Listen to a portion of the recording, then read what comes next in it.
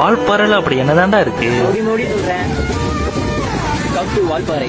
நாடு விட்டு நாடு வரும் வேடந்தாங்கள் வெள்ளப்புறா யார் மனது கூடு கட்ட வருகிறதோ கால் முளைச்ச சூரியனா தூள் கிளப்பி சுத்திரியே உன்னிடத்தில் எந்த நிலா ஒளி பெறுதோ இடம்பட்டாம் பூச்சியே வண்ணம் எல்லாம் ஒட்டிக்கொள்ள பூவும்